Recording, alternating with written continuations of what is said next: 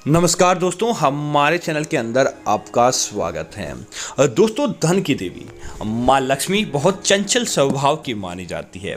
प्रत्येक घर के अंदर माता लक्ष्मी जाती है और वहाँ पर निवास करती है। और दोस्तों, शास्त्रों के अंदर वर्णित है कि माँ लक्ष्मी कम से कम प्रत्येक घर के अंदर 4 बार अपने कदम रखती है और ज़्यादा से ज़्यादा 7 बार अपने उस व्यक्ति के घर के अंदर कदम रखती है। अगर 7 बार माता लक्ष्मी दिखती है, उस घर के अंदर किसी प्रकार की गलती होती है तो तुरंत वहां से चली आती है। और अगर उनके घर के अंदर इस प्रकार की गलतियां नहीं मिलती है तो दोस्तों, माता लक्ष्मी उस घर के अंदर स्थायी वास के अंदर रह जाती है। इसीलिए दोस्तों, अगर आप भी चाहते हैं कि माता लक्ष्मी आपके घर के अंदर प्रवेश करें और कभी भी आपके घर से खाली नहीं जाएं, आपके घर के अंदर स्थायी वास कर लें, तो दोस्तों आपको यह गलतियां अपने घर के अंदर नहीं करनी चाहिए, ताकि आपको सात्विकता मिले और देवी लक्ष्मी का आपके घर के अंदर प्रवेश हो जाए।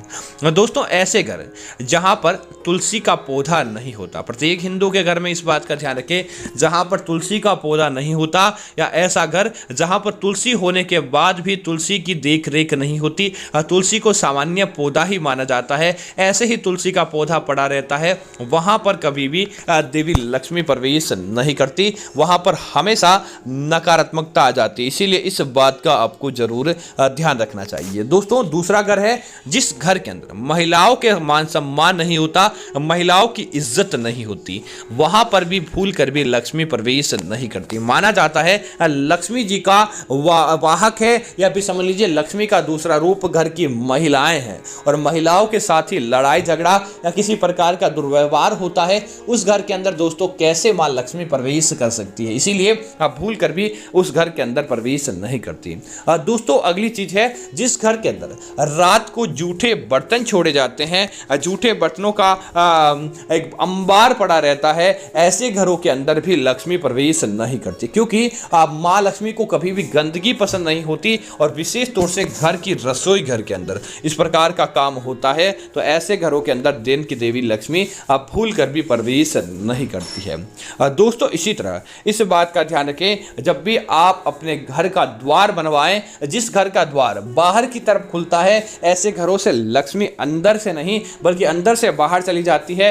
कभी भी घर का द्वार बनवाएं तो हमेशा घर के अंदर की तरफ खुलना चाहिए, ताकि ऐसे घरों के अंदर बरकत देखने को मिले। जिस घर का द्वार अंदर की तरफ खुलता है, वहां पर अपने आप ही मां लक्ष्मी निवास करने लगती है। इसी तरह दोस्तों, जिस घर के अंदर साफ सफाई नहीं होती, सुबह जल्दी झाड़ू आदि नहीं लग जाता, जिस घर के अंदर गंदगी के अंबार लगे रहते हैं, जिस घर के अंदर टूटा फर्नीचर रहता है, वहां पर भी लक्ष्मी कभी भी प्रवेश नहीं करती। इस बात का आपको जरूर ध्यान रखना चाहिए। अगर आपको आपके घर के अंदर लक्ष्मी को प्रवेश कराना है तो घर के अंदर साफ सफाई का स्थायी तौर पर आपको ध्यान रखना चाहिए।